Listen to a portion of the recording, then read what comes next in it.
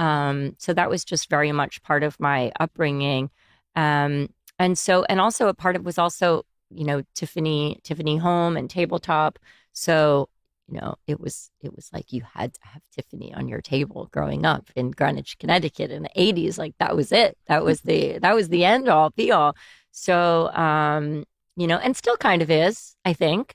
At least for me, having beautiful porcelain and silver. So I've been working on bringing back a lot of their, going into their archives, pulling out a lot of famous and iconic um, patterns and silver patterns, and then also introducing some new ones. So I think we'll really approach it where, definitely it's all these giftable moments, celebrating all of these, incredible highlights of your life. So that Tiffany is always there at these beautiful moments in your life, all these important milestones. And then it's really, honoring the heritage of New York, of American design, of Tiffany. And then we'll introduce some like fun, tabletop should be fun, entertaining should be fun. So a lot of, exciting, kind of more trendy and, exciting pieces also. I imagine it's such a fun experience. Like I've always worked for myself, but what I think would be rad is to go into a heritage brand like that and be able to look into the history and kind of like honor it, but also keep it new. Like that would actually be intriguing, Yeah, I what a think. It's like cool. our historical fiction, but Yeah. it's exactly that. It's like there's something about going into the past and drawing something that's real and true from the past and bringing it into the future. Like there's something quite gratifying about that. And just like whereas I love something new and I love something modern, I am always sort of drawn to the past, especially like an elegant or past with some sort of heritage. But yeah, that always rings very How true did for that me. opportunity come about? Well, I'd been doing at Moda. We have an in-house brand, an in-house tabletop line called Moda Domus. And when, I sort of became obsessed with tabletop at some point, and when that happened, there was really only, the same patterns that existed when I was getting married still existed today. So we wanted to bring a lot of newness to the category and excitement, more casual, entertaining. So I've been doing that for about 6 years with our own line. And Cool. so I do feel, and production and manufacturing and design and marketing, so kind of a unique skill set. So I like to believe not only do I love it and I'm good at it, but there just isn't that many people that have been doing it. Um, that have been just really like had their hands in tabletop for the last, So they however see many you years. doing that and then they approach and say, okay, we gotta, I assume so. Yeah. Also on your it's cool. Instagram, I feel like I was looking today, you show your own tabletops a lot in your Instagram. So Yeah. it's a perfect synergy. Yeah, I really like it. I grew up and there was always a lot of this idea of entertaining for me was always really terrifying about manners and etiquette and which fork goes where and does your elbow, where do you put your elbow, and like Yeah. all of this like questions of etiquette and manners that felt to me really loaded. And I still can't tell you, like, does the red wine or like which one goes where, the red wine or the white wine. I still don't really remember. But all of that felt really loaded to me and really scary and very intimidating.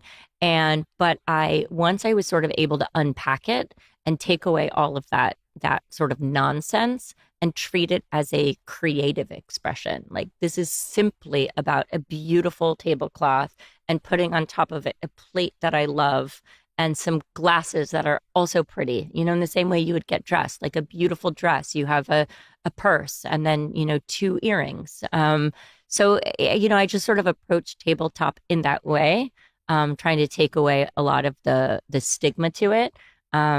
And then I sort of got really into it as a creative expression, throw some flowers in. Um, so Moda parties, when we started like 10 years ago, always had some element of, like of the table and tabletop. And it's sort of what Moda became known for. And then I became known for of these beautiful tables.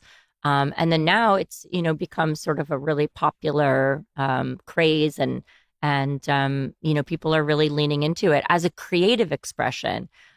Whereas, previously it was really it was a very formal thing and A little so stuffy. so much. Yeah, so much. It was so loaded with. I love a tabletop. I Yeah, know. I love a tabletop. yeah, it's great. I mean, I love it. I love a tabletop.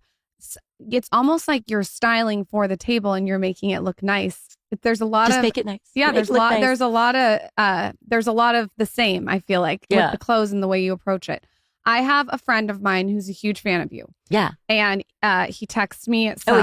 I love that. Yeah, he texts me Great. some specific questions that are very interesting. Okay. What's a social faux pas? He said. I mean, the basic is showing up on time. Okay. I think like you always wait 20 minutes. Ugh. For parties, for social stuff. Yeah. What about for business stuff? Business stuff, no, you're on time. Okay, so and she was just trying to early. I had to And clarify like dinner I re- reservations, if you're the one who made the dinner reservations, you need to be there first. before. Okay. Yeah, Okay. if you made the reservation. She was just, I know what she was going to do there. She was going to say, see, don't think on time. And I Yeah, was- no, but if you're inviting someone to your house at like 7:00, you show up at 7:20. Okay. All right.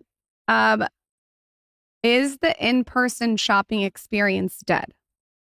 I don't think so, but it needs to be improved. I have before COVID, Moda had some showrooms, in-person showrooms. We had London, Hong Kong, New York, Los Angeles, and so we really had in-person, very intimate, one-on-one shopping and styling appointments, events, experiential, pop-up, trunk shows, designer experience, runway. So we really ran the gamut. And then during COVID, we sort of shut all that down. And I've been sitting on, for the last 5 years, ideas of how the shopping experience in person can be improved, how it can be made to be exciting. So I think that's sort of the next step for Moda is really first probably in New York, maybe after that in Los Angeles or Miami.